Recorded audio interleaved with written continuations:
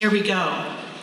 Our presenter tonight is Roni Habib. I met Roni this fall actually through Lee Kravitz, who is a presenter. Some of you may have attended the workshop here at MA. I think it was in September or October with Julie Lythcott-Hames. So his new book, Strange Contagion, is an important one. It's about how thoughts and emotions can carry and be transmitted. And you'll hear more about Roni's story today. He's a former educator at Gunn High School, founder of EQ Schools. So there's some important connections. He'll help you draw the parallels. That book by Lee Kravitz has actually been given or will be given this week to staff members here at Menlo Atherton. So we're really trying to spread the word, okay? All right, here we go. Roni Habib is an expert in helping educators and parents become more mindful and connected to the children in their care. As the founder of EQ Schools, he leads workshops and speaks in schools both nationally and abroad. Roni lived in Israel and Belgium before coming to the United States, where he earned his master's in education and a teaching credential from Harvard University. At the beginning of his career, Roni struggled with the high stresses and demands of teaching and began to lose touch with why he wanted to be a teacher in the first place. It was so painful that he finally discovered the power of integrating mindfulness, emotional intelligence, and positive psychology in his classroom, in parenting his own children, and in his own life. Roni felt called to share this new approach with the world, and he has since inspired hundreds of educators and parents through his workshops and conferences, and most importantly, and I know this to be true, he has a huge heart and loves helping people. Please join me in a very warm welcome for Roni Habib.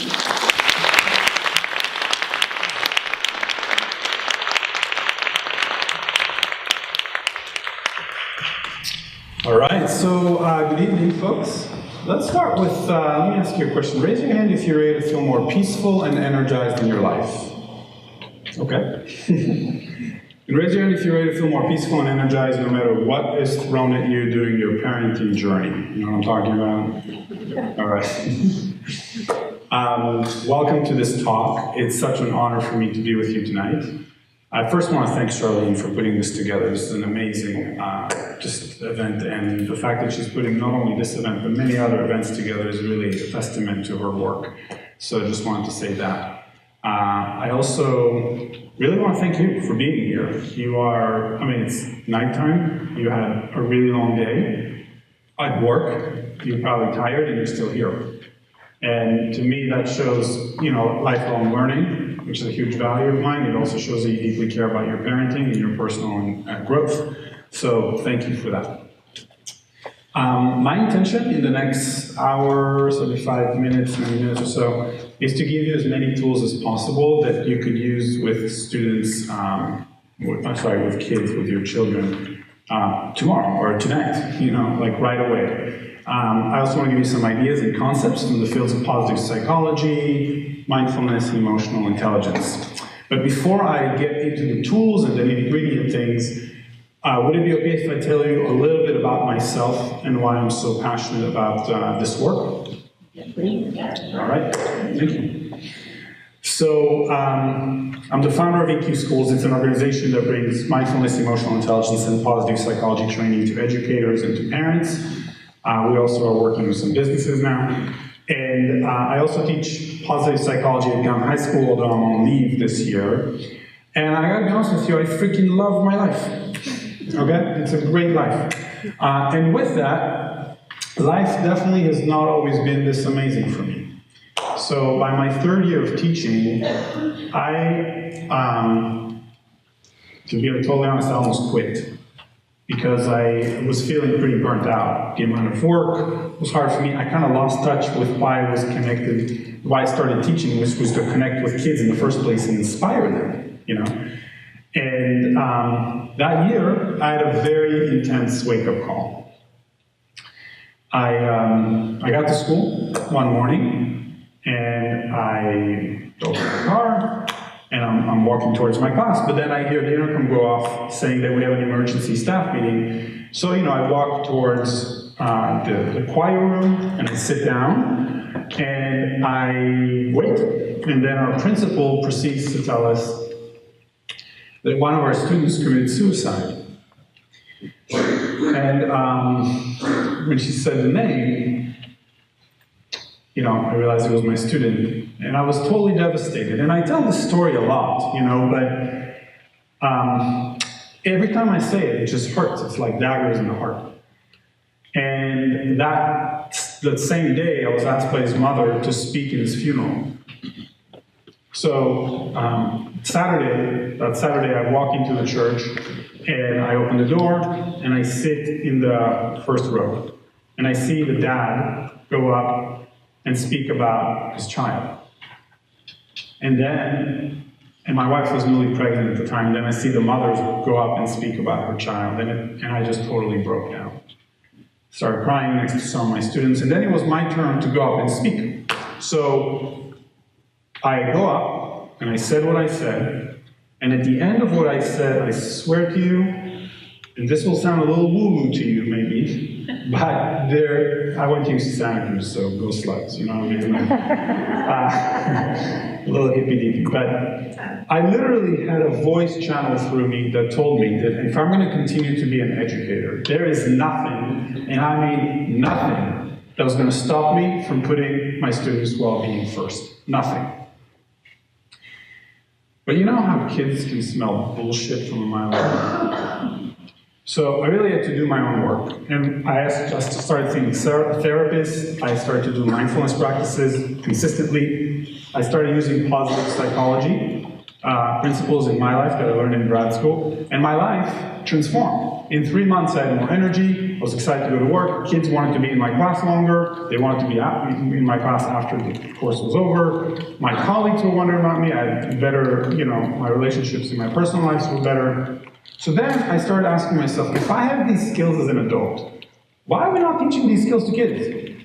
Like, we know that kids don't know how to, let's say, differentiate functions. So we teach it to them as we should. Why do we assume that they know how to self-regulate? Or be really empathic, or up-level their base level of happiness? So I created positive psychology, and I was praying that 25 students will sign up. 107 signed up. And that's when I knew that kids freaking want to know these skills. They want to know how to be well. They want to know how to be happier. And year after year, we've seen hundreds of kids go through this program and behaviorally change, gaining emotional intelligence skills. So then I started training other educators on how to do some of the things that I've done. In the last 2 years, things really grew very fast. And I've had a chance to work with almost 100 districts. And we've had thousands of teachers come to our events. And over the course of time, I realized parents need help as well in helping their kids. And so we've started to create trainings for parents, which brings us to today. So like I said, my intention is really to bring you tools. And this is going to be a pretty interactive session. I'm not just going to talk at you the whole time. You'll be doing some things together with other people. The more you give to it, the more you're going to get. All right? You're going to get some interesting thoughts and everything for sure, even if you don't fully engage. But the more you're engaged, the more you're going to get. Does that make sense? Okay, good. So if you feel like you're getting a lot of value, at the end, I'm going to share a little bit about how we can keep our journey together by just, sharing a few things, and I'd love to stay in touch. So by the end of today, you'll be able to do a few things. The first is utilize positive psychology strategies to up-level your base level of happiness and that of your child. Two, to recognize what mindful listening and attuned resonance feel like. And three, to distinguish between emotion dismissing and emotion dismissing parenting and emotion coaching parenting. So let's get started. What I'd love to start with is a quick visualization. If you will, I'd love for you to close your eyes for a second. However, if you feel too tired, go ahead and just keep your eyes half open, kind of gaze at the floor or something. We're going to do a quick mindfulness exercise. Mindfulness is not a nap. So what I'd love for you to do is, as you are closing your eyes, if you wish, I'd love for you to pay attention to your breath coming in and going out. And notice your body. How does your body feel right now in your chair? Just really be present to this moment. You're here, it's been a long day. Let's really center ourselves and bring ourselves to the here and now. So really notice your body.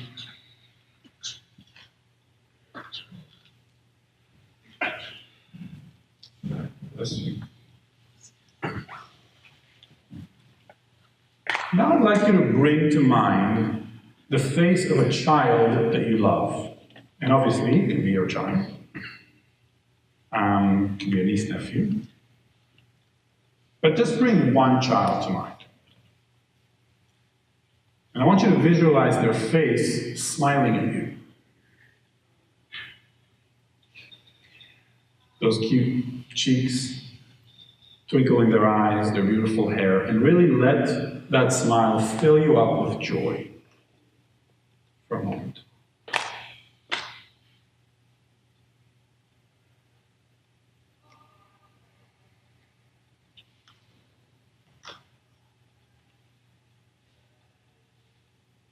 I'm going to ask you a quick question as you do this, and I don't want you to think about this too much. Just simply see what comes up first. As you look at this beautiful face, what do you wish the most for this child in their life? What do you want the most for them? First word, first sentence that comes up.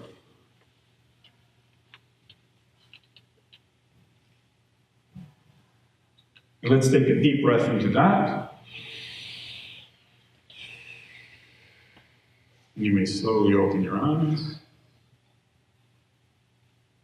Great. And we're only going to take about 10 seconds or so. Connect with another person, maybe two people. Tell them what the first word or sentence that came up for you and listen to theirs. Only 5-10 seconds. When I do this, by the way, this is quite peyote. I learned this from an elementary school teacher. This means come back, come back. All right? Go. All right. So let's bring it back in real quick. Okay? So this is, by the way, this is a picture of my family. So this is Allison, my wife, and Eli and Leah, my son and my daughter. And when oh, by the way, the sole reason we took this picture was to gloat on Facebook. You guys know what I'm talking about? Like, I got tired of looking at my friends' perfect pictures, you know, like, here we are, scuba diving in Fiji. You know? Here we are, skiing in the Alps. So we were like, here we are, in Santa Cruz on the beach. Everything is wonderful and beautiful. Our kids love playing together. They never fight. You know, there's actually a study that shows that if you spend more than 15 minutes on Facebook per day, you become less happy because you compare yourself to perfect lives. So just be careful, that's all I'm saying. And if somebody in the audience is working at Facebook, I'm sorry about that. We can talk about it later. But I look at this picture and it takes me a nanosecond to answer the question, what do I want the most for my kids? In one word, boom.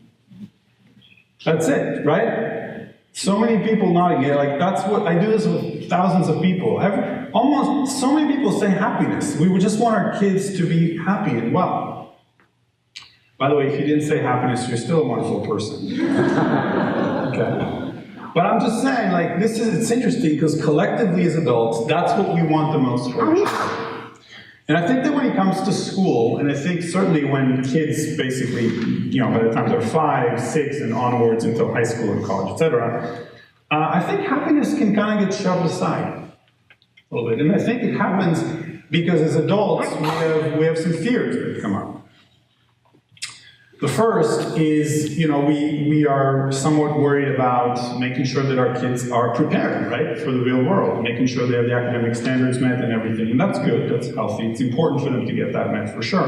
But in the process, what ends up happening is that academic skills get overemphasized and emotional intelligence skills and well-being skills, which by the way are far more predictive of a person's long-term success, get underemphasized. And another thing that I think leads to happiness kind of being pushed aside is our misunderstanding of what really leads to happiness. Because I think that this is certainly true in the world. and for sure in the Silicon Valley, many people think that this is true, that success leads to happiness. Now, it is true that success leads to short-term happiness, and there's nothing wrong with that. It's okay to want to be successful. It's okay to want to experience short-term happiness, no question. However, to tell kids that success leads to long-term happiness is a lie. And not only is a lie, it's actually a dangerous one. Because they keep chasing the rat race. I've seen it in Palo Alto, I've seen it in Ghana, I know it happens here as well. And at the end of the rat race, when they get to be whatever, they feel empty. However, there's a lot of research to show that this is true. Happiness, authentic happiness, leads to long-term success in life. Not just in the realm of well-being, but in the realm of success, financial success, career success, etc. Now, when it comes to well-being, there are 5 elements that contribute to a person's well-being. This is positive psychology research, 101. There's an acronym called PERMA, okay? These 5 elements are positive emotions, E stands for engagement, R stands for relationship, M for meaning, and A for accomplishment of intrinsic goals. Self-concordant goals, goals that you have, not that are imposed on you. Would you like me to repeat? Yeah. Real quick? Okay. So PERMA stands for positive emotions. Experience those on a consistent basis. E stands for engagement. R for relationship. M for meaning. And A for accomplishment of intrinsic goals. Now I'm just curious, does anybody have a sense or a guess as to which one of those 5 variables is absolutely the most important one? Yeah, I heard it, so yell it out. Yeah, relationships. By far, relationships are the most important variable when you explain the variance of well-being, when you study it statistically, right? And the reason for that is because we're neurobiologically hardwired to need to feel like we belong and we're connected. And I believe that parenting, especially mindful parenting, gives us the opportunity to mindfully connect with the people that we care the most about. It's an amazing opportunity. Now, what I also know about parenting is that it's one of the hardest things to do well. It challenges us more than anything that I know of, okay? And I'm not a parenting expert. However, what I do know is that when I am present, when I'm fully here for my kids, and when I'm fully in for my students, and when I engage in some of the things we're about to do, kids respond to me in a more effective way. They feel like they belong, they feel like they're seen, and things go way easier. And I get to model what I want them to live. Now, one of the fastest ways that you can experience stronger connection and bonds with kids, and by the way, increase positive emotions and the supportive relationship variable, is, believe it or not, to play. Now, when people play, they experience the following 4 competencies of emotional intelligence. And like I said, they're more predictive of a person's long-term success. Self-awareness, self-regulation, social awareness, and relationship management are things that the private sector craves for people to have. Okay? And these are things that lead for people to be quite a bit happier and more successful. Now, when people play together, people learn and work better together, and they live better together. And I think what's interesting is that when it comes to parenting, I think as adults, we sometimes forget that kids learn through play. Even teenagers. Right? Still developmentally, it's very appropriate to learn through play. So instead of just talking about play, let's play. So what we're going to do is we're going to play a game called 1, 2, 3. This is a game that you can do with your child. Teenagers love it. And it's a very easy game to understand. It's a much harder game to do well. You with me? And so, what is your name, man? Victoria. Would you mind coming up? Thanks for volunteering, Victoria. Give her a hand, please. Awesome. Thanks so much. So Victoria and I are going to show you how this game works. And I'm going to say 1, you'll say 2. and then I'm going to say 3. And then you will say 1, I'll say 2, and you'll say 3, and so on and so forth. We'll start slow, and then we'll go a little faster. Now, if one of us messes up, we're both going to take responsibility for it, because we're a team. And we're going to celebrate our failure like crazy, y'all. And here's how we're going to do it. I'm just going to show you, and you're going to do it in a second with me. All right? So let's say we messed up. Okay? We're going to go, woo! Okay? You guys are going to do it on 3. Are you guys ready? With the hands and everything, all right? And I want energy. Okay? Here we go. 1, 2, 3. Okay, a little more energy. Here we go. 1, 2, 3. Okay, here we go. You ready? 1, 3, 2, 1, 3, 2, 1, 3, 2, 1. Good job. She's actually really good. All right. So stay here for a second. So I want you to find a partner. If you don't have a partner, please wave your hand. We'll find you a partner. Okay? Like just walk around, find a partner, do it. It's fun. We're going to go 1, 2, 3s, and we're going to go woohoo. Now listen up. When I say pause and come back to me because I'm going to show you the next variation. Okay? It's going to go kind of quick. So find a partner. Go 1, 2, 3, and woohoo. Okay? Go. Pause for a moment. Here's the thing. You guys are clearly way too good at this because I'm not hearing enough woohoos.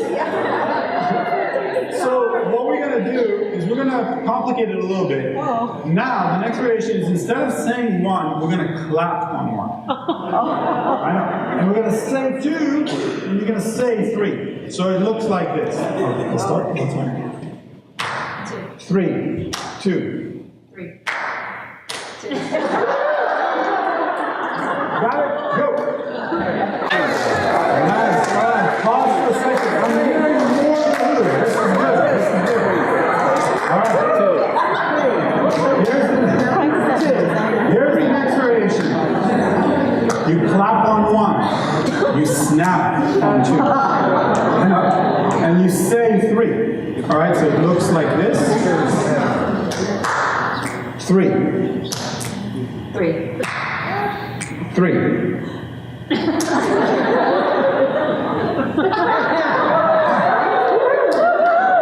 All right, go. Pause. Very good. Last variation looks like this. So, you're going to clap on 1, you're going to snap on 2, and you're going to stomp on 3. And, feel free to turn it into a dance. Okay? So, it looks like this.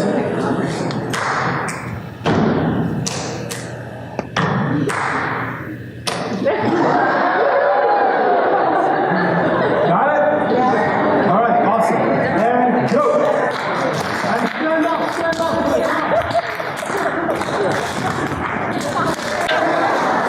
Now, just for kicks. Let's just see what happens. Just for kicks. Go back to saying 1, 2, 3 for only 10 seconds. Just for 10 seconds. Go back to saying it and see what happens. Go.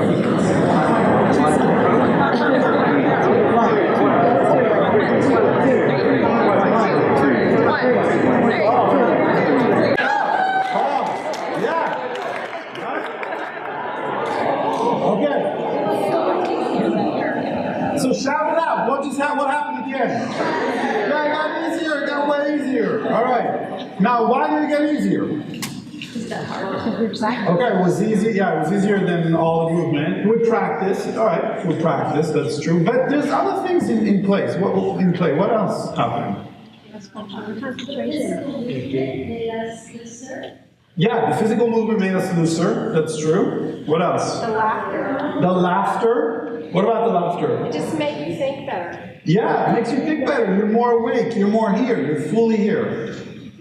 What else? Yeah, in the back. Go. Less pressure. Less pressure. Because we're woohooing every single mistake. Whatever. You know what I mean? Right? Like less pressure. Did anybody notice, by the way, that it got easier the less you thought about it? Yeah. Like you just kind of went with the flow of the other person, you know?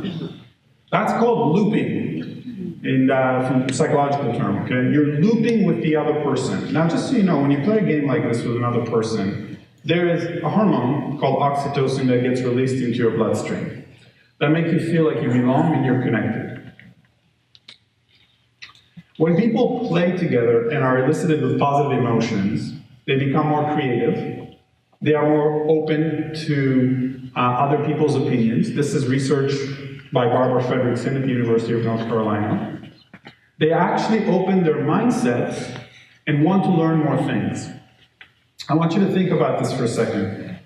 When you experience difficult emotions, such as shame, guilt, anger, sadness, these emotions narrow our mindset. You with me? And we can get narrowed in and feel it and get even more narrow and feel it and get even more narrow on it and, kind of get into a cycle. Now, positive emotions have the opposite effect. They broaden our mindset. So we can see more, we can understand other people's opinion more, we're more creative. Now, I want to be clear, I'm not saying that we should not allow ourselves to experience difficult emotions. We should. We should not repress them. However, it's important to remember that engaging in games like this, engaging in connection rituals and mindfulness practices, which we'll do later, really allow us to experience a mind shift and to connect deeply with another person. Now, you know the woo-woos? The woo-woos, they're fun and they're cute, whatever, they're like, but they're way more than that. Because every single woo-hoo is a celebration for a child to show them that they do not have to be perfect. It's like a drop in a bucket of self-acceptance for this child. And when they see their parent going, woo-hoo, celebrating a failure or mistake, they can know that they can feel a little bit more relaxed and just be themselves. Because if they mess up, mistakes are going to be celebrated. Here's the thing, you guys. In the Silicon Valley, I believe, nowadays, kids must see their parents connect to mistakes in that way. They must see their parents be, more forgiving and actually celebrating when their kids have tried something, took risk, and, failed. Because this skill of taking risks during games and being vulnerable and failing and celebrating the failure will translate towards the work that they're going to do later, will translate towards the classroom. There's a much higher likelihood that the kid will, if mistakes are celebrated at home, that the kid will ask a question in the classroom, which is a vulnerable thing to do, because they know they don't have to be perfect. Do you see what I mean? Okay, so by the way, just so you know, there's plenty more of these games. All right. If you want to know more, email me, just Roni at eqschools.com. And if you want to just get 10 more right away, go to bit.ly/class games. You'll get 10 more of these. And you can do you can do one-on-one with your child. And if you email me, I can send you even more. Now, another really powerful thing that you can do with your child, especially with teenagers, is to raise your base level of happiness together. That's kind of fun. Is to look at a funny clip. Even if it's like 20, 30 seconds. Like the one I'm about to show you. Okay? Now I'm going to show you this clip. I'm going to elicit you with positive emotions. And then I'm actually, just for fun, going to give you a creative riddle. Now I just want to say that I took about 30 minutes to try to solve this riddle. And I was not able to solve it. And I'm going to give you 30 seconds. So good luck. All right. So this is Jim Gaffigan. And only 90 seconds, it's kind of like fun.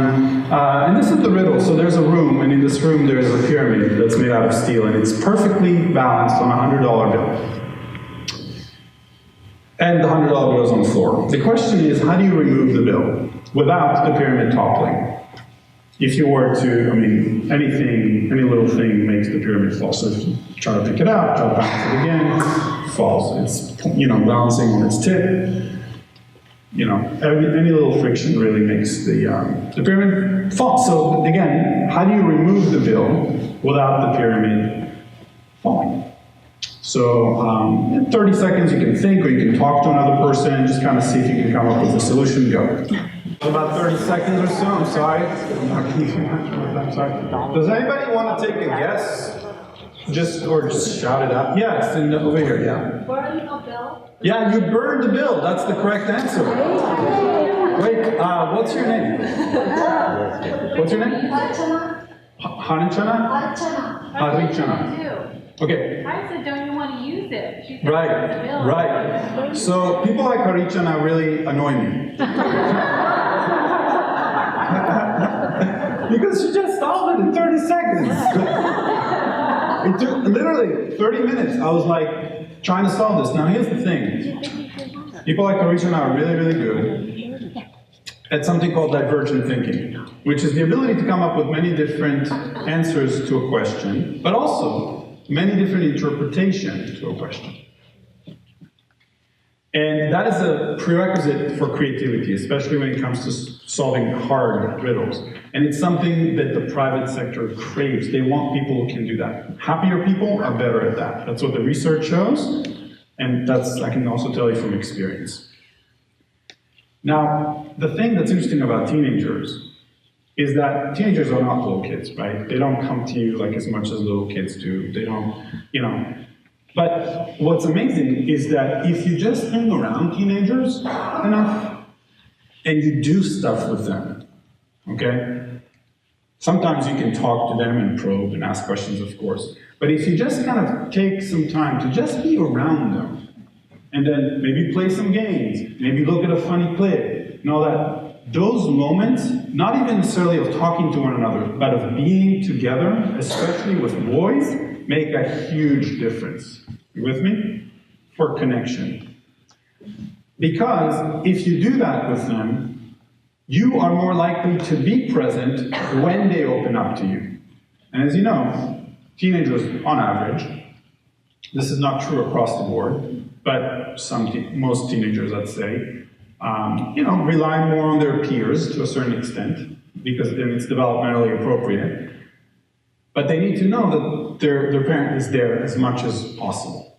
And by doing these games, by actually doing fun things together, there's a higher likelihood that you'll be with them when they're in need. Okay? Now, just back to this riddle real quick.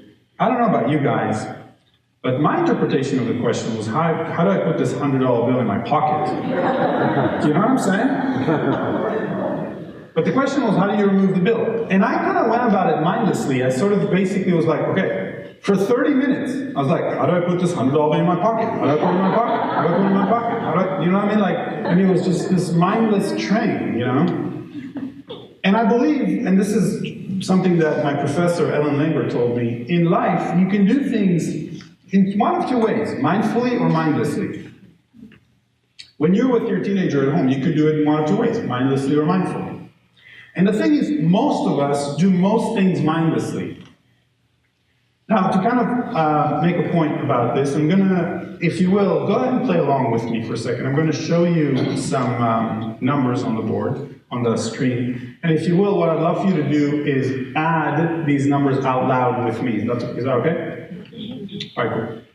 So, 1,000, 1,040, 2,040, 2,070, 3,070, 3,090, 4,090, 4,000.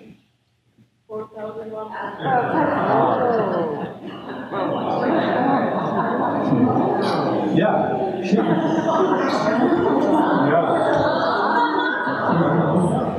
I told you, we do things mindlessly.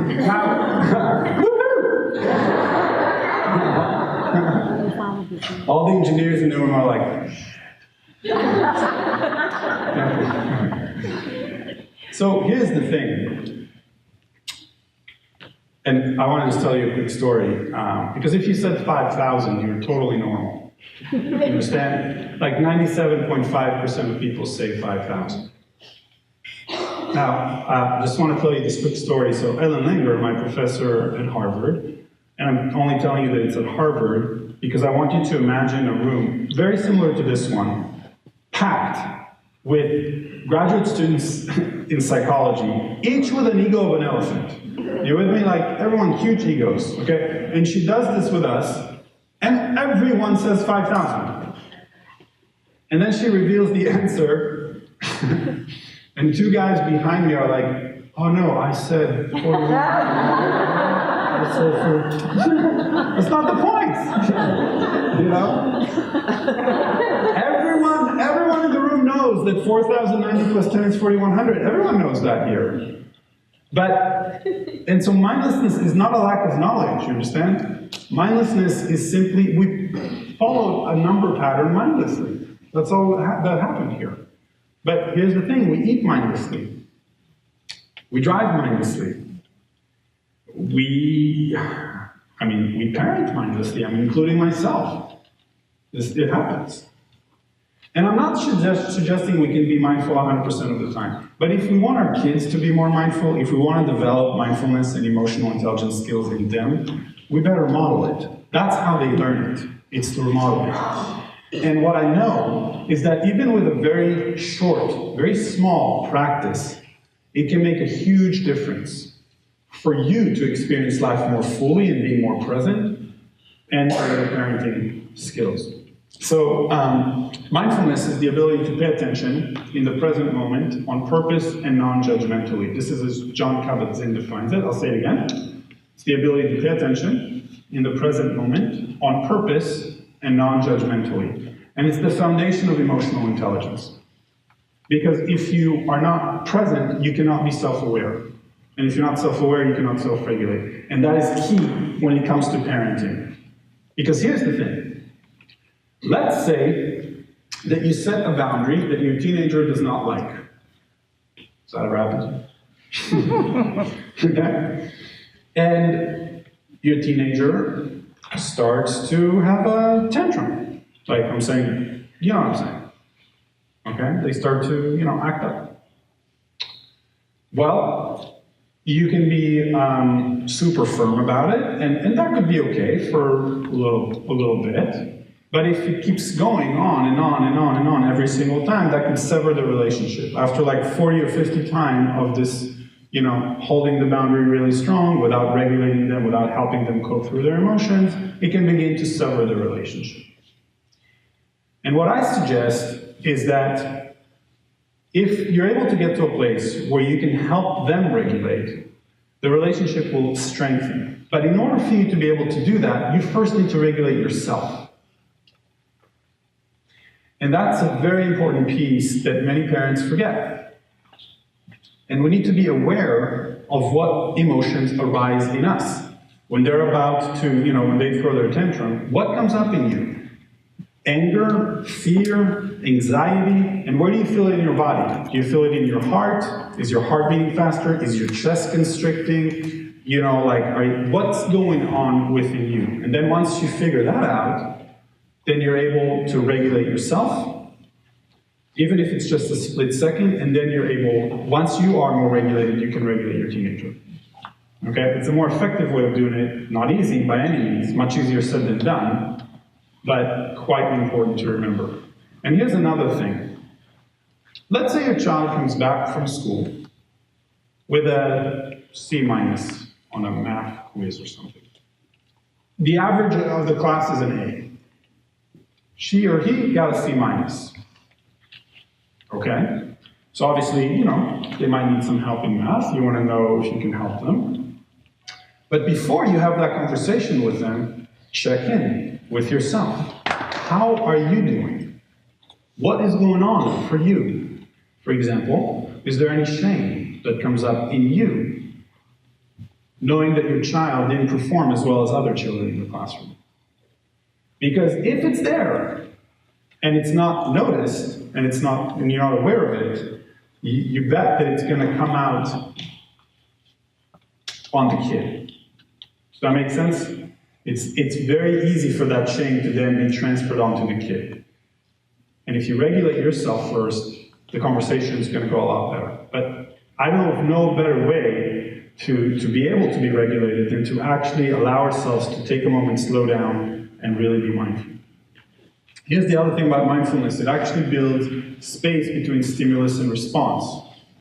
And very powerful when parenting, okay? Your kid does something crazy, okay? Instead of just like immediately losing it on them, kind of, it gives you a little bit of space before you respond, so you can respond more productively. I want to give you a quick story. This is a counter-example. This is what not to do. You with me? And this is with my, not with a teenager, but with my son, okay? So my son hit my daughter, and that's a trigger for me. That's like don't do that, you know?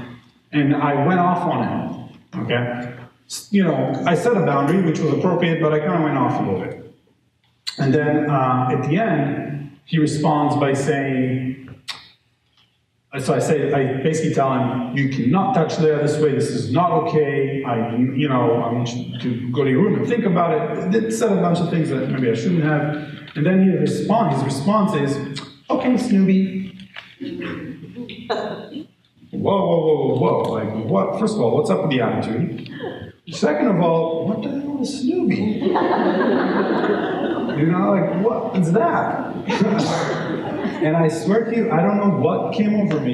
It's weird that it happened, but somehow it triggered something in me. And the next second, I find myself, I'm a grown man, I'm finding myself yelling at this 5-year-old, don't ever call me Snoopy! Because I was triggered, and we do weird things when we're triggered. We're not ourselves. You know what I mean? My wife came behind me and she's like, honey, go do your mindfulness thing.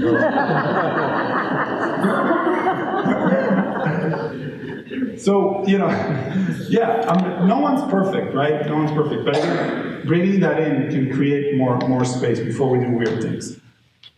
I like this commitment. I commit to become more conscious of my emotional triggers and be gentle with myself when I recognize my triggers. And that's really important. Kindness to myself. I want this for myself, my loved ones, and the children in my care. This is by Becky Bailey. By the way, if you guys, I see some people taking notes, or pictures. If you want the slides, I'm happy to send you the slides. Just email me and I'm happy to send you notes. So maybe through Charlene, we can do that. Okay? Just wanted to put that out there. Also, mindfulness allows you to be more in the present moment. I want you to think about this for a second. How much time do you spend in the future or in the past?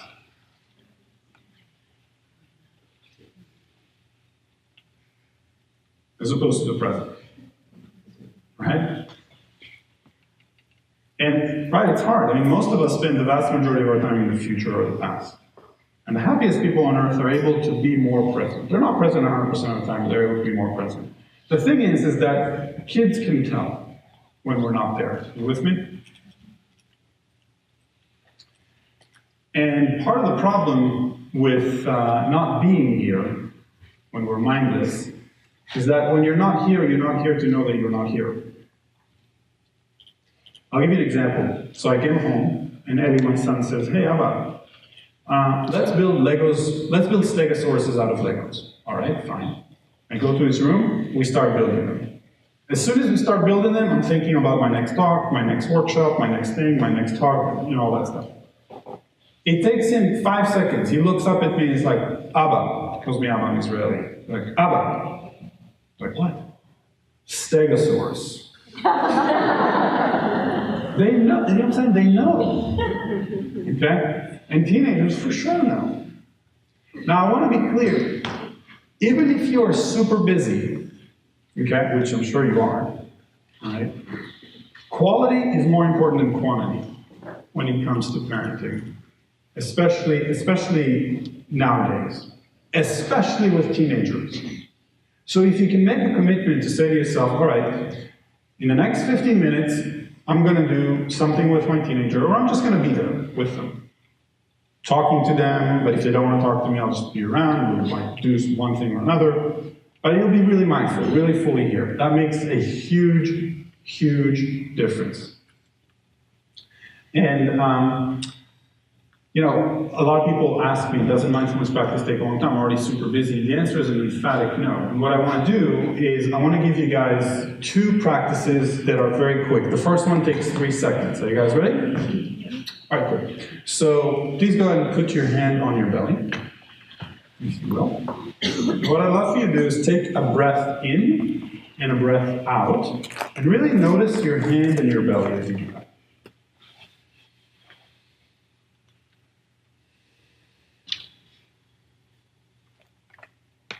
Now, believe it or not, doing even just this once a day makes a difference because it reminds you to be in your body, and it reminds you what a healthy breath is. An unhealthy breath comes from the chest. If you notice your chest moving more than your belly, then you know you're stressed. And that reminds you to actually regulate and slow down. I'll give you another one very quick. This is called rhythmic breathing. I do this before I have to do something stressful. I do this before, I'm about to do something that requires a lot of thought and stuff like that. So the way we're going to do it, what we're going to do is we're only going to take 3 of these breaths. You're going to breathe into the count of 4. You're going to hold to the count of 4, and you're going to breathe out to the count of 8. The reason this is powerful is because it stimulates the vagus nerve and basically increases vagal tone in our body. Okay? So are you guys ready? All right, so go ahead and breathe into the count of 4. 2, 3, 4. Hold. 2, 3, 4, and breathe out. 2, 3, 4, 5, 6, 7, 8. Breathe in. 2, 3, 4. Hold. 2, 3, 4, and breathe out. 2, 3, 4, 5, 6, 7, 8. One more time. Breathe in. 2, 3, 4. Hold. 2, 3, 4, and breathe out. 2, 3, 4, 5, 6, 7, 8. Just notice your body. I do both these things in my car before I come home. Like, I park my car, and before I enter the door, I do these things. So that when I'm home, I'm a lot more here, present in my body, connecting with my kids and my wife. Anybody know of this app, Calm? Great app, okay? It's very cheap, and a lot of it is free. And you can use it to have like 2-minute mindfulness practices, 5-minute, 10-minute, however long you have. Great app. Highly recommend you use it. There's another app called Mindjar. Mindjar pings you at 10 different random times throughout the day to remind you to breathe. That's literally all it does. It's like, ping! What is that? Oh yeah. Makes a difference. Right? Makes a difference. Now, what's beautiful about doing these exercises, and by the way, I do this with my kids too. I did it with my students. Teenagers, you might say like, oh, there's no way my teenager is going to be into that. Give it a shot. Try it. See what happens when you try rhythmic breathing with them. See what happens when trying to do a calm mindfulness together. Just try it. They might not be into it, but they might. Okay? I think you'll have success. But the biggest thing about this is that it helps us slow down.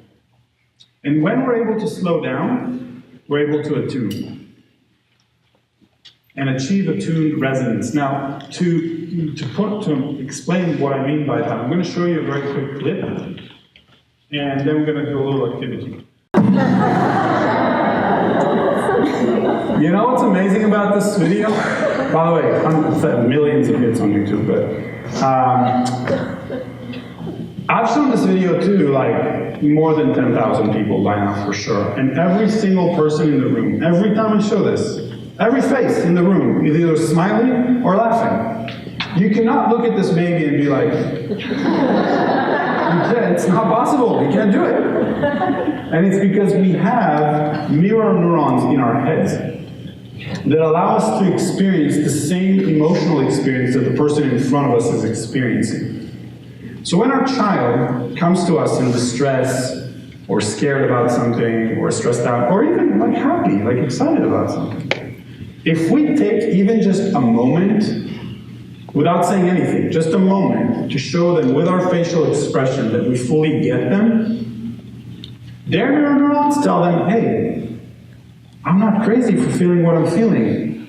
My parent sees me, and I feel like I belong, and I'm loved. And these, we're talking microseconds, like we're talking micro shifts. It's very, very easy to miss that, doing a really busy and hectic life. But taking a mindful moment and being like, hey, I'm with you, I see you, I'm connected, makes all the difference. We're not talking hours, we're talking seconds. Now, just to get this on a deeper level, you're gonna partner up again. You're gonna be with a partner A and a partner B. Partner A, your job is to tell a true 30-second story to partner B from your life. Partner B, all you have to do is listen. But you better listen. You know how you can be here and not be here? Do you guys know what I'm talking about? All right, now's not the time to do that, right? So you're going to be here and really listen to partner A. And then I'll tell you what the instructions are in a second. But partner A, just think of a real story from your life. So for example, if we partnered up, I'd go to you and I'd say, hey, you know what, this summer I went to a wedding of a friend of mine and she was beautiful, she was the bride, she was for 30 seconds. And I'm literally gonna time you. And I'll tell you to stop at 30 seconds, it's gonna be very quick. So if you need a partner, wave your hand. If not, we are going to get started. Right. Now and go. Person A. However, you have to do it in the first person. Which means that if I came to you and I said, hey, this summer we went to a wedding of a friend of mine and she was beautiful, you'd come back to me and say, hey, guess what? This summer, I went to a wedding of a friend of mine, and does that make sense? All right, try your best, do your best, 30 seconds, and go. There's a twist. You with me? So person B, you have 30 seconds, and go. You have to make some stuff up.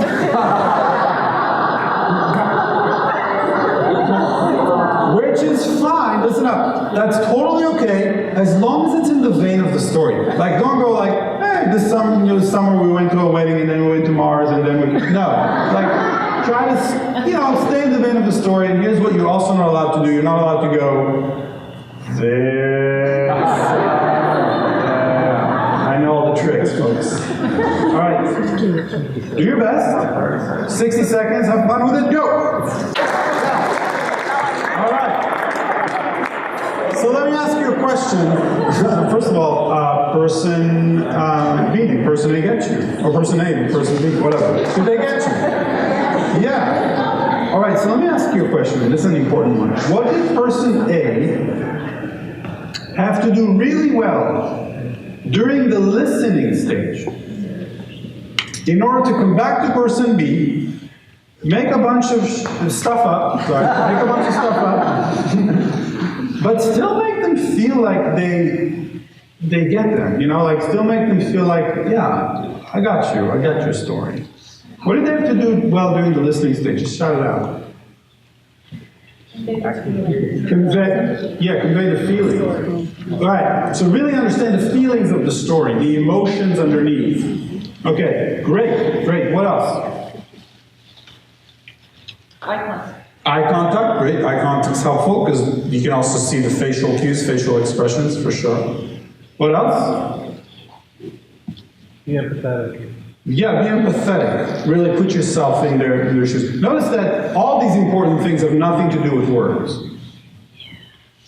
95% of communication is listening to what is not said. It's listening to the emotions underneath, to the energetic shifts underneath. And to really notice where the other person is, to fully be empathic with them. And it's a lot easier to do when we allow ourselves to be fully present. Now, this is Daniel Siegel is an amazing neurobiologist who does a lot of great work. Highly recommend his work if you don't know him. And he states that the way we communicate with our children shapes their brain. Now, I want to be clear, this is not only true metaphorically, or like, it's not just a cute saying. This is true biologically. Do you understand? If a child comes home with a bad grade and she is met with contempt, ridicule, anger, her brain is going to develop neural pathways that will wire her for fear. And she's going to connect bad grades with fear. Make sense? If a child comes home and is met with understanding, with compassion, there's still boundaries that are set, the expectations are still high, but there's, an understanding and wanting to help and support. Her brain is going to be in growth mindset, wired towards wanting to figure out, okay, how can I improve this? What could I do? The way we communicate with our children shapes their brain. And if things go wrong, my hope is you remember the next statement, okay? Especially if they go wrong in your relationship. You really want to make sure you connect before you correct. Connect with your kid, especially teenagers. Connect with them before you correct. All right? There's nothing wrong with setting boundaries. In fact, it's critical. There's nothing wrong with having high expectations. That's also really important. When things skid off the rail, take a moment to truly connect with your child before you correct. And one of the ways to do this that I find to be most powerful is through a technique called emotion coaching. And this is, by the way, the technique that John Gottman came up with. If you're not familiar with his research, basically John Gottman started his career by researching romantic relationships. And he took people to a place called the Love Lab. They were there for about a few days. They were connected to electrodes, and there were mics and cameras all around the building. And he crunched all the data that he gathered from their interactions. And basically, he found that there is 4 horsemen to any relationships. And what he was able to do is to tell with 95% accuracy, after listening to a couple interact for 3 hours, which couples are going to get divorced in the next decade. 95% accuracy, that's unheard of in social science research. And so what he did is he took that research for romantic relationships and applied what was relevant to parenting relationships and to teaching relationships and to other things. And I'm going to show you a quick clip. It's actually not that quick. It's about 10 minutes. And let me just check the time. Getting a little close. So what I'll do is I'll show you just the beginning, maybe just do a few minutes. And then we'll end with one final story, and I'll just do any Q&As. Yeah, is that okay? All right, perfect. So, and if you want to know more about John Gottman's work, go to emotioncoaching.org, and you'll see. Most parenting books, 99.9% of them, are really about discipline, how to discipline kids and how to control kids.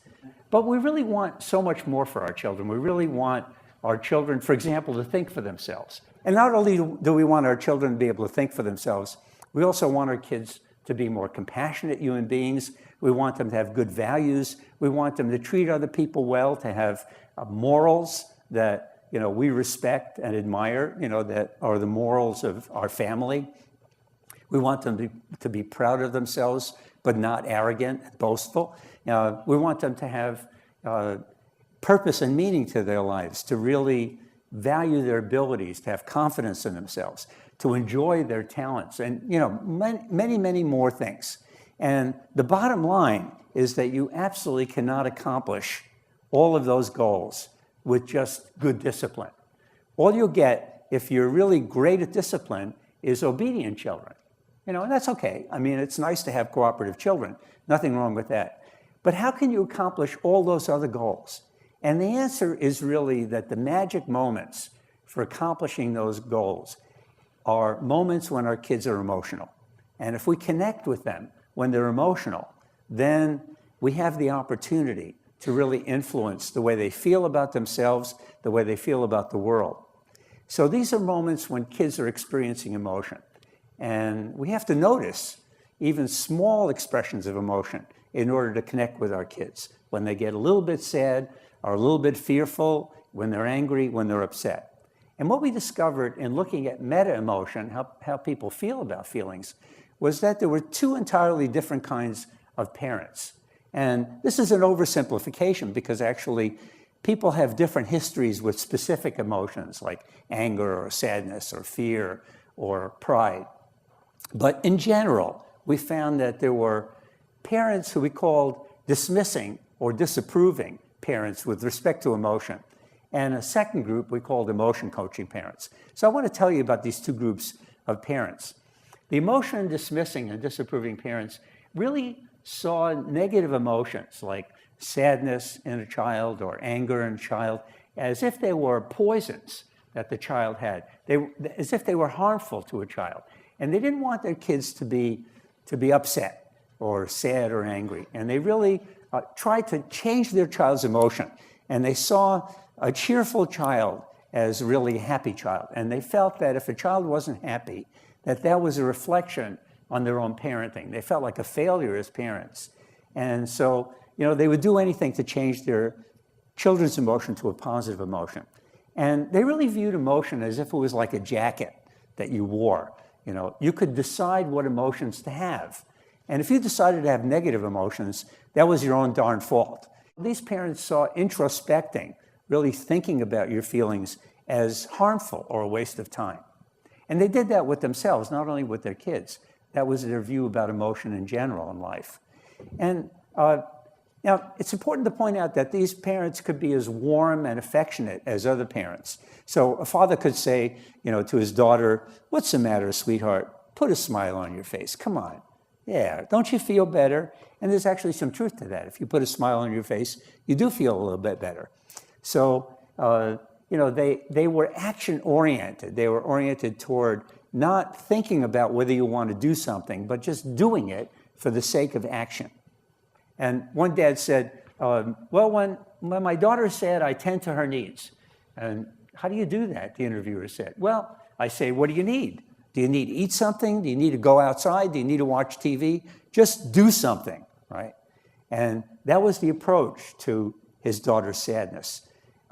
Second example, father said, say my kid has a problem with other kids. Let's say somebody took something of his. I say, don't worry about it. He didn't mean it, probably. He'll bring it back. Don't dwell on it. Take it lightly, roll with the punches, and get on with life. So the message really that these parents are giving to their kids is get over negative things and minimize the importance of these events.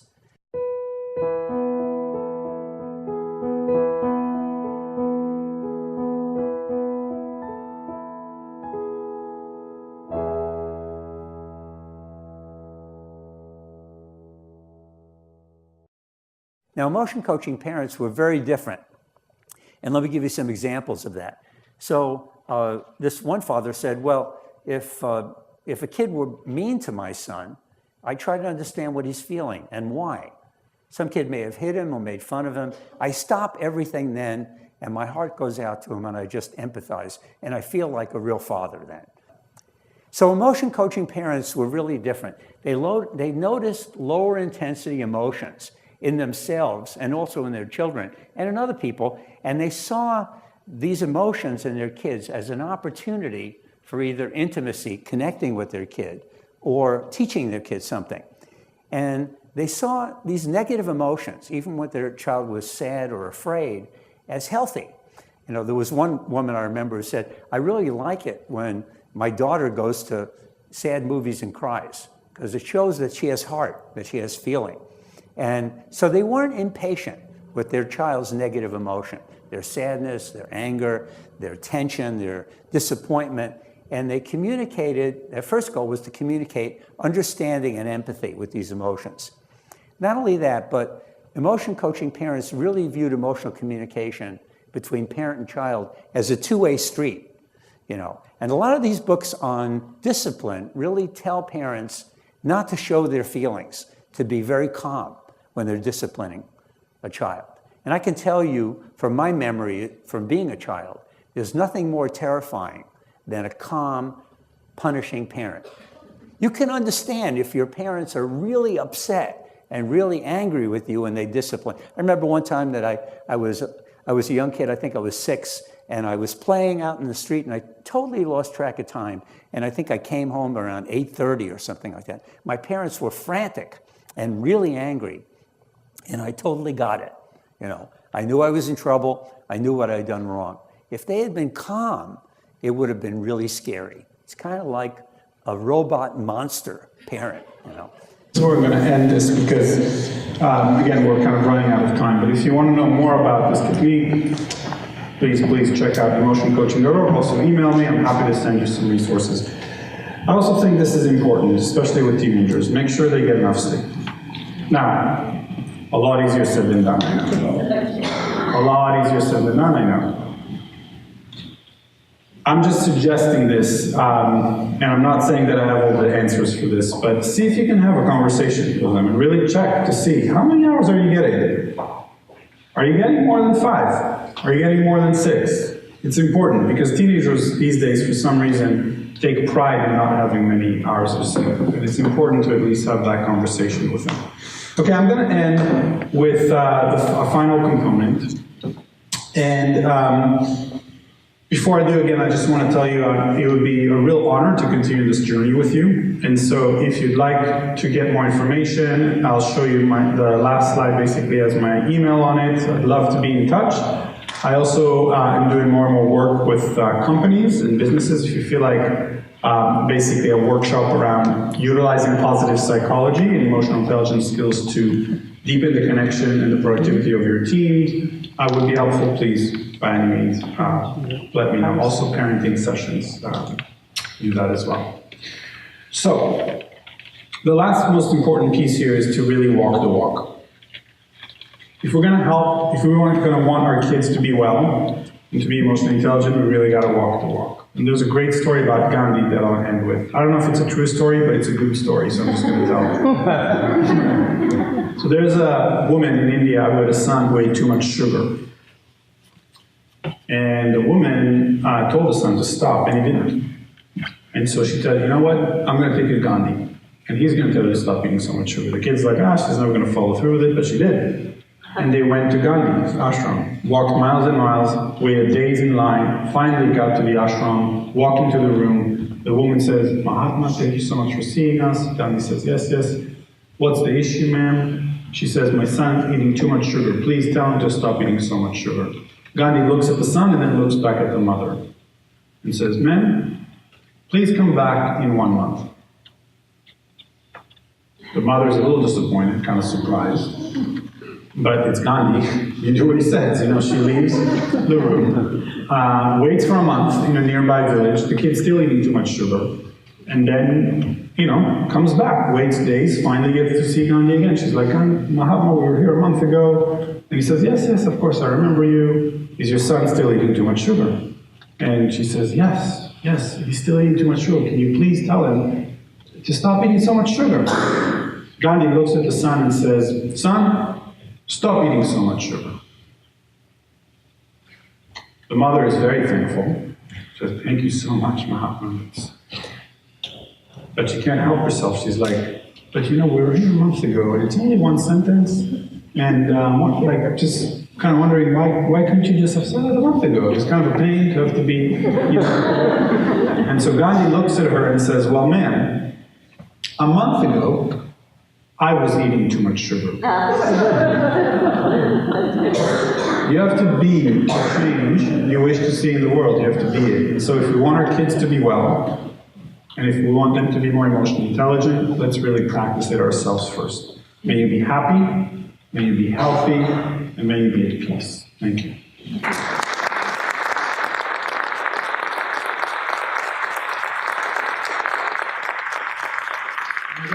I'm open for any Q&As. If anybody wants to ask a question, you can yell out, I can repeat it, and then answer it.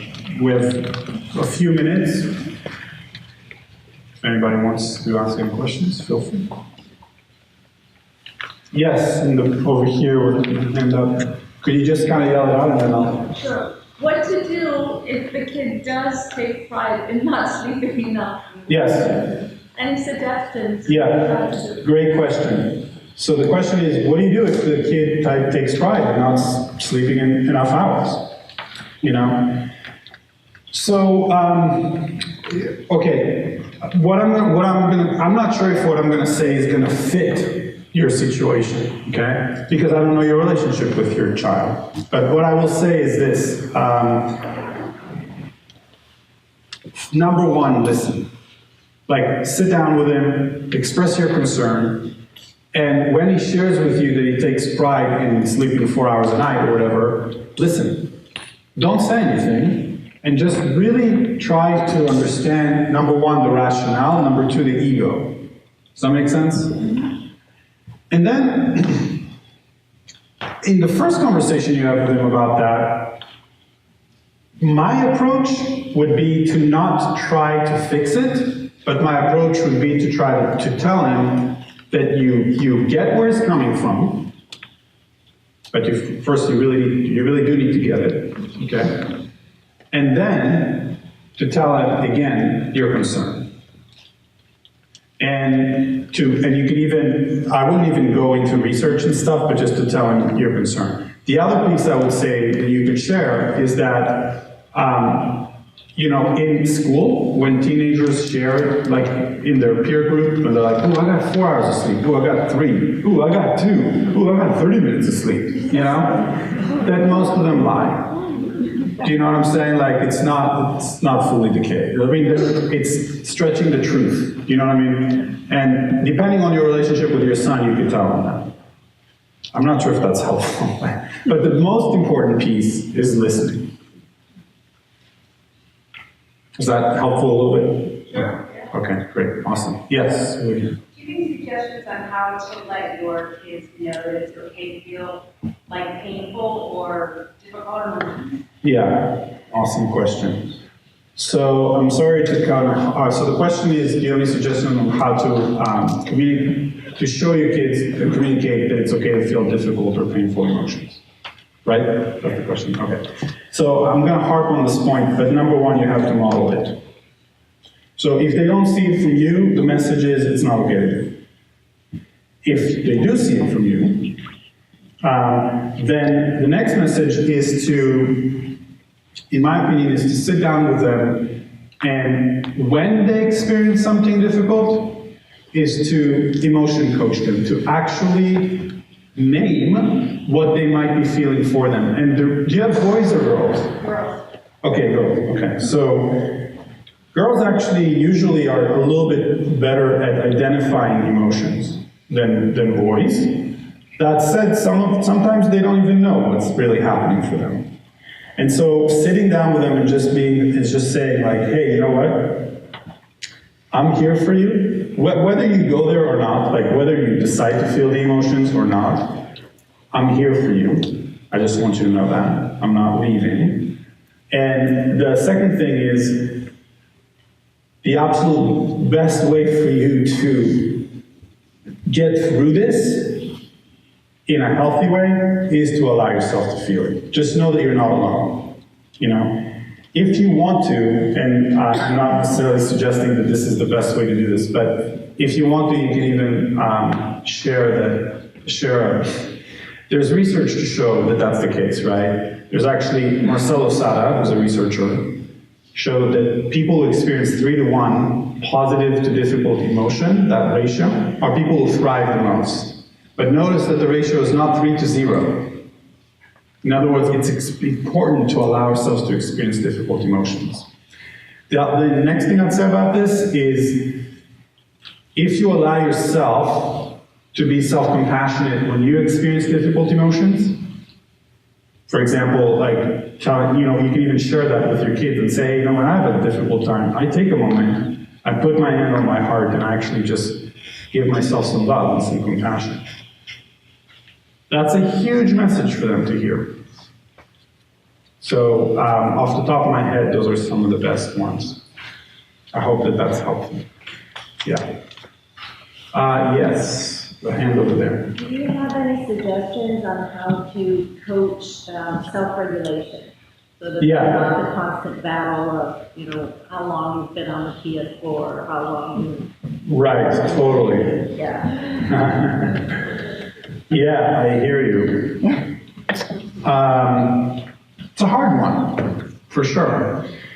I would say that so self-regulation, first of all, it connotes a few things. It definitely connotes management of time, okay? And noticing kind of how much time you spend on this versus that. It also connotes being able to regulate your emotions and regulate the feelings when things come up, okay? But I think your question is more around like, hey, like have you noticed that you've spent 7 hours playing the PS, and you're not doing all the other things, and it kind of turns you into a zombie. Is that what you're saying? Yeah. Okay, cool. So I think with that, and it's one of those things, again, I'm not sure what your relationship is like with your child, so hopefully I'll hit the mark. I'm not sure, but I think with that, one of the things that's important is to ask your child, when you want to have that conversation, is literally like, do they notice what is happening to them? Like, do you notice what's happening when you play this much? And they might say, yeah, it's great, I'm really enjoying myself. They might. They might not though, also. They might realize, hey, this is, I am noticing that I actually did not notice, that I'm spending this much time. Thanks for sharing that with me. But the one thing that's important, I think, when it comes to management of time, especially when in relation to teenagers, to be frank, it's to set boundaries. And to set boundaries with, like, for example, alarm clocks and things like that, so that you don't have to go in and say, the alarm clock just goes off. And if they don't get up when the alarm clock goes off, then it's a conversation about consequences. But not in a judgmental way. Do you see what I mean? It's like coming in with curiosity and being like, hey, you noticed that you didn't get up. Did you not hear it? Because there is a consequence that comes with it. And then use appropriate consequences, I would say. That's really important too. Punishment needs to make sense, or like the consequence has to make sense, if that makes sense. Any other questions? Yes. I was in a series the other night, and these are all on the same sort of topic in a way, and I'm wondering, is there a workshop that teaches teens like self-compassion and how to be mindful? Right. That's a great question. There's a positive psychology class I got. I wish there was something. I hear you. So we currently don't offer 3Q schools. I know that, are you familiar with MBSR? Do you guys know what that is? MBSR stands for Mindfulness-Based Stress Reduction. And there are classes for adults all over the place. There are some classes for teenagers now too. I don't know if they have it here. That's something I'm not sure. But check out our resource page, pqschools.com. If you go to resources, you'll see a whole bunch of links. And I believe that some of the organizations that we have listed have some of what you're looking for. But double check, and then email me if it doesn't matter. Yes? Yeah. Procrastination, that's another good one. You know what's interesting about procrastination? It's all about avoiding feelings. And so I think that when it comes, so again, it's about emotion coaching in my opinion. It's about sitting down with the kid and being like, hey, so I'm noticing this. What's up? But I actually want to give you a quick algorithm that I think could help. And this is true when any issues arise. It's very good for procrastinations too.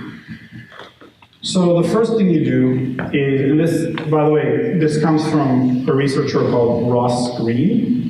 This is his plan B. I am not an expert in his thing, but I want to give him credit. This is not coming from my brain, it's coming from his brain. Okay?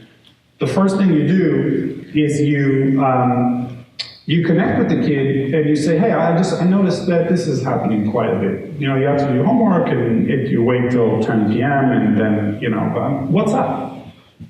But when you come in, and you have that question, that curious question of like the what's up, it really needs to come from curiosity and non-judgment. That's number one.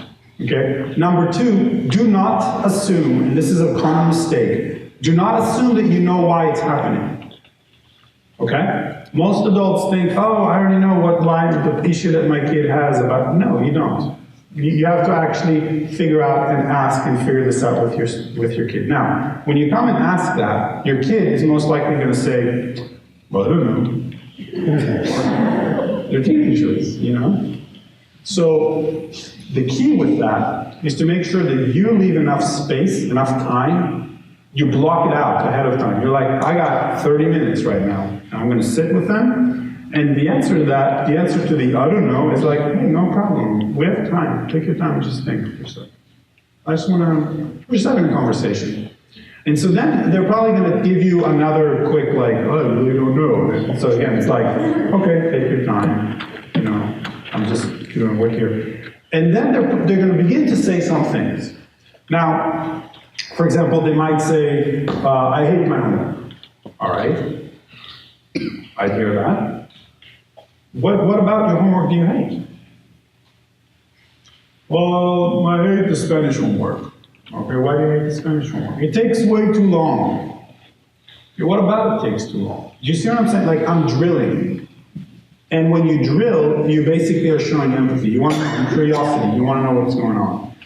But the key here is that you are gaining information that is much more relevant and that you can actually use. It's actionable stuff. You see what I'm saying? And when you drill down to the essence of what's going on, and with procrastination is usually like, oh, I you know, a lot of times it's around feeling inadequate. A lot of times it's around literally feeling like, I'm just gonna fail anyway, so why even do it? Sometimes it's around like, I don't know how to manage my time. I literally don't know how to manage my time. And this happens all the time for teenagers. And they need support with that, you know? But they don't even know that they need support with that until you ask them and they drill down to it. Make sense? The next part of this algorithm, ideally, and actually it's a big piece of it, is to ask them to come up with solutions with you. You're coming up with a solution together. You with me? The solution has to be okay with you, okay? And ideally, it should come from them. So for example, your child you might be like, well, okay, so we figured out that the Spanish homework takes you too long because of whatever, X, Y, and Z. Or we figured out that you don't know how to manage your time. Let's just go with that. We figured out you don't know how to manage your time. When with that, it's still important that you start your homework early enough. So I'm wondering if we can come up with a solution together that will work for both of us. And your child might say, yeah, sure, I'll start homework at 9:45. Okay? And then you're gonna tell them, well, here's the thing. That one doesn't work for me because it doesn't feel like that's early enough. And I get concerned that you're not gonna get enough sleep. And so I'm wondering if we can find something else. And your kid's gonna be like, well, I don't know. And you're gonna be like, no problem, we have time.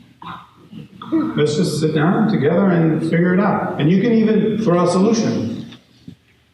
But I am telling you right now that if you throw a solution that does not work for the kid, and you just impose it on them, it might as well not have a conversation in the first, you know what I mean? Like, especially when it comes to teenagers. Now, if you're able to come up with a mutual solution that works for both of you, like for example, your child might say, he or she might say, could you please remind me, you know, when it's 5 p.m., can you remind me to get on? And maybe you're okay with it for the beginning. Maybe your kid's a freshman or whatever, and you're okay with it for now, okay? To remind them, just as a step towards not reminding them later. If you're okay with that, then the next step is to say, all right, we're going to try this for some time. And we're going to see how it works, but if it does not work, we're coming back to this conversation. Good. I'm wondering, I'll take maybe one more question. Is that one more. all right? Everybody has one? All right. Well, again, it was a real honor and a pleasure to be with you. Thank you so much. And have a wonderful evening. And please be in touch.